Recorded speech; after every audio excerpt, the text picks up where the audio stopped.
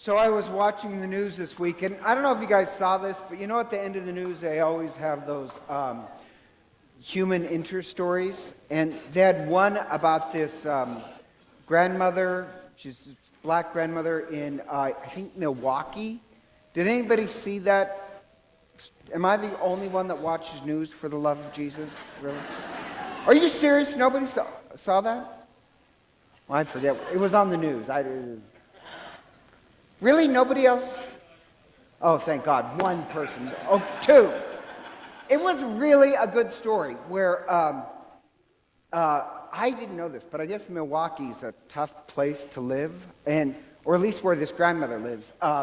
There's drugs and prostitution. I think it comes from eating too much cheese.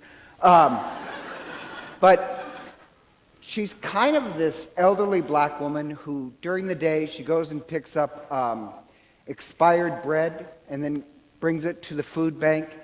And then, and this is the amazing part, in really all sweetness and love, she drives around and patrols the neighborhood. And when she does, she'll yell out to some kid, "You need to get to church. How come I didn't see you at church?" She'll walk up to some other kid and say, "Oh, I love looking at your underwear." Just so they pull up their pants. Or, she's very sweet, but she lectures them about drugs and about, it's time for you to get home. You should be getting home. Or they had one where she also talks to prostitutes and says, you don't have to live this life. And so they interviewed one of the prostitutes who gave up prostitution and said, "No, she's very loving, and she just said," she came and she talked to me, "you don't have to live like this." And what I like is in really this awful neighborhood of drugs and prostitution, this elderly grandmother, she has great hope. Instead of just seeing, how awful the world is, she can actually see what's awful and still, with eyes of hope, offer love and change. I just think she's a little saint who offers the world bread, love, and hope. And to be honest, that's the power of hope. And the readings today are really just about the power of hope, where the first reading about Bethlehem, Bethlehem is a nothing town. It maybe had 10 or 12 families to it. And yet the prophet, when he looks at Bethlehem, says, "Oh, the shepherd of Israel will be born here and bring about peace." And this is a terrible time. Or even Elizabeth. Elizabeth is really the patron saint of hope. I actually just love the name Elizabeth because of the story. And here you have Elizabeth, who, if you remember, the angel appears to Mary. Mary says yes. And then the angel Gabriel says one important line. The most important line to Mary is this. Because the moment she says yes, she'll be found to be pregnant. And they hadn't completed the rite of marriage. There's 3 stages in Judaism. And so if you're found pregnant before that, the penalty is to be stoned to death. So Mary does say yes to God, but the, uber religious could want her stoned to death. And so the angel gives her the advice to go to Elizabeth. Know that Elizabeth, your kinswoman, is in the, 3rd month of pregnancy. Because, and this is the great line, because she believes God does impossible things. So Mary immediately hightails it to Elizabeth for protection. And Elizabeth, and this is almost mystical, when Elizabeth looks at Mary, she just doesn't see, a pregnant unwed mother. She feels joy jump in her womb. And she's the first person to recognize the presence of Christ. Her and John the Baptist, the baby in her womb. But she's the first person to look at Mary and see Mary as the new ark, that the presence of the Messiah is in her. So she says, "Who am I that the mother of my Lord should come to me?" And just with eyes of hope, she can see a much different world. And my point being is that hope is this power. And I'm a little bit of a nerd, but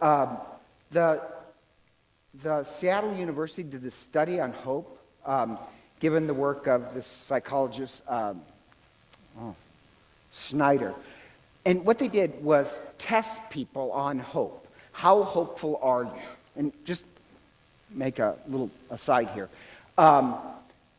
Hope is not logical. So like I have one nephew who drives me up the wall who says, well, listen, I just work by logic. No, he doesn't. Let me guarantee you, he doesn't. He just tells himself that. There's actually this other book called You're Not as Smart as You Think You Are, and the whole point of the book is, you're not as smart as you think you are. But they did all these studies. You're not. You don't look at the world rationally. You can tell yourself that. But you look at the world according to your personality. That's the truth. And if you have some logical reason for hope, such as, well, I have cancer, and there's no cure, but I know any day scientists will find a new one. That's not really logic. That's just your trust in science. Or, this is worse. Worse is, and this is very popular in the United States, what's called positive thinking. And I'm for positive psychology. Positive thinking, I absolutely hate. There's actually another great book called, this woman wrote it, America's Obsession with Positive Thinking. And she writes a story because she's actually a scientist. And she gets breast cancer. And people say, well, if you think positive thoughts, you'll survive. Did you know they've done this study that thinking positive thoughts does not kill cancer cells? Shocking. Now, here's the odd part. Praying and meditating seems to make you recover quickly. But positive thinking, saying, well, I believe in myself, so only good things will happen, that's just a form of ego, and it's very dangerous. You do stupid things if you simply believe in yourself. Every little druggy teenager who can't accomplish anything thinks he's going to become the next Michael Jordan because he believes in himself. How about believing in hard work? Now, that's not hope. That's positive thinking. Hope is much different. Hope is this power, really as a consequence of love. That you believe God is love, you believe the universe is love, whatever. You believe in love.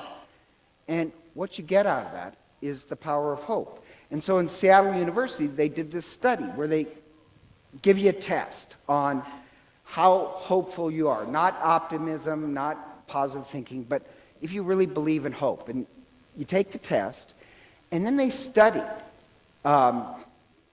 those people who score high on hope, what benefits it has. And there's 7 benefits to the power of hope. And one is, I like this. One is you tend to be far more determined. You don't give up as much. Secondly, this is another odd one. People who have hope love competition, which I think is kind of funny. They love competition. Now, if you love competition because you're always winning, you really don't love competition. You just love winning. People, well, not bad. People who score high in hope, they love competition. And if they lose, they don't pout about it. They'd rather try again and again and again. And just this idea of competition and determinism, just also another side, and I'm doing too much of this, but I read this book called Boys in the Boat. Did anybody else read that book besides me? Okay, just the good people. Love that book. It's a great book about determination. I'm thinking about passing a law that if you're a male child, you must read the book or you'll be disowned by your parents. Great book. But really, those guys, they had, true story, they had determination. And if you have hope, yeah, you love competition, you love determination, you love, this is an odd one.